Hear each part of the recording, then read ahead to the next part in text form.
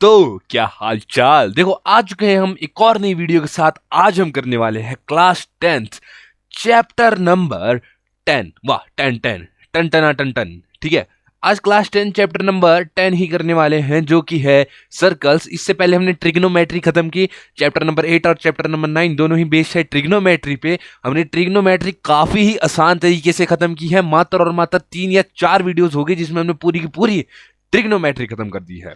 ठीक है, इसी के साथ आज शुरू करने वाले हैं सर्कल चैप्टर। आज होगी इंट्रोडक्शन वीडियो। माड़ा सा बताऊंगा, थोड़ा थोड़ा सा बताऊंगा तुम्हारे को कि इस चैप्टर में क्या सिस्टम है, किस प्रकार से क्या होता है। ठीक है, तो बढ़ते हैं नेक्स्ट पेज पे। तो देखो सबसे पहले सर्कल होता क्या है।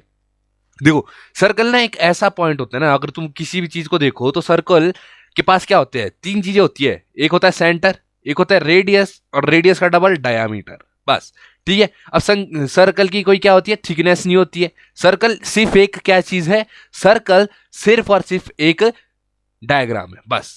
ठीक है, सर्कल की रियल वर्ल्ड में एग्जिस्ट ही नहीं करता है।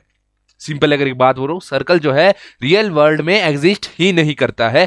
सर्कल एक डायग्राम होता है जिसके पास क्या होता है, जिसके पास डायामीटर होता है, सेंटर होता है और रेडियस होता है। ठीक है, अब इस सर्कल में हम कुछ चीजें समझते हैं। एक समझते हैं नॉन इंटरसेक्टिंग, एक समझेगा सीकेंट और एक समझेगा टेंजेंट। ठीक है, नॉन इंटरसेक्टिंग लाइंस के बारे में सोचते हैं। देखो एक लाइन है, ये लाइन सर्कल से दूर है, ना ये सर्कल के पास है, ना सर्कल को टच कर रही है। कहीं से भी टच कर रही है, बिल्कुल नहीं।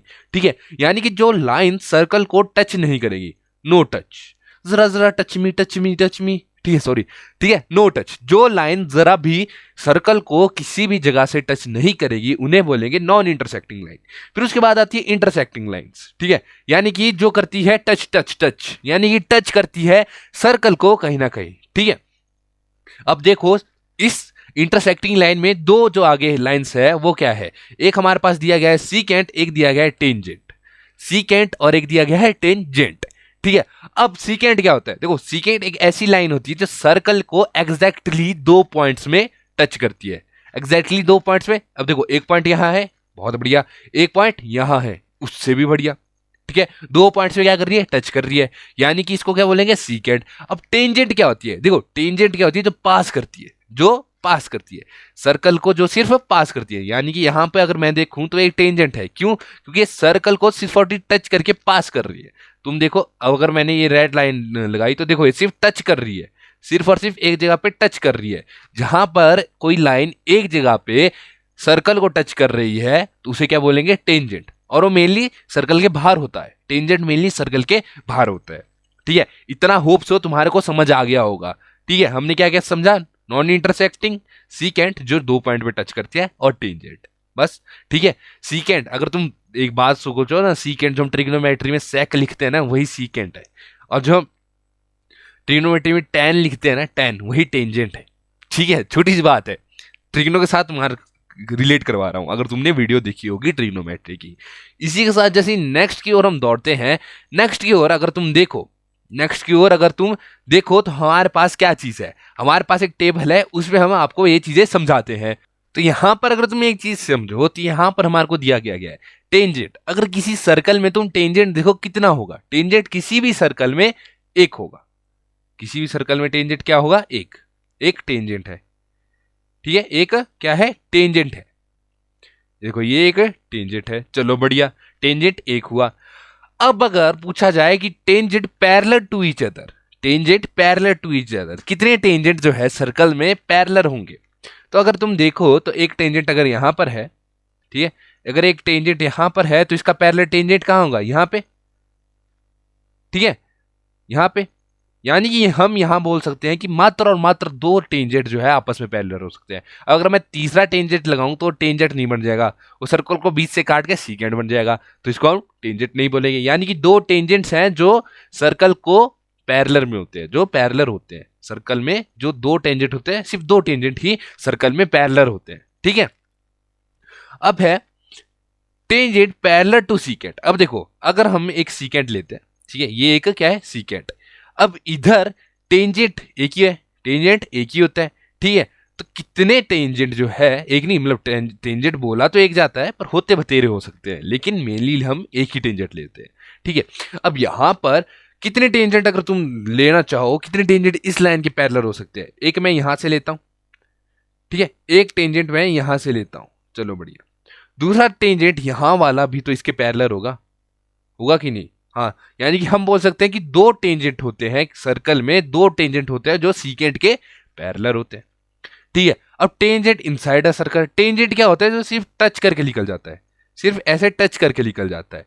ठीक है, अगर टेंजेंट इनसाइड अ सर्कल हो गया, इनसाइड अ सर्कल, तो टच करके निकल रहा हो, दो पॉइंट को काट रहा है, यानी कि मतलब वो टेंजेंट नहीं होगा, वो सीकेंट हो गया। यानी कि टेंजेंट इनसाइड अ सर्कल कितने होते हैं? जीरो। कितने होते हैं? जीरो। ठीक है, अ point on circle can only have tangent. ठीक है, अब मान लो यहां पर सर्कल पे एक पॉइंट है, एक पॉइंट है। अब इस पॉइंट पे कितने टेंजेंट होते हैं?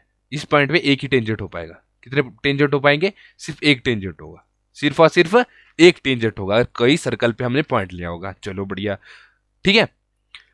अब है a point outside a circle can have tangent.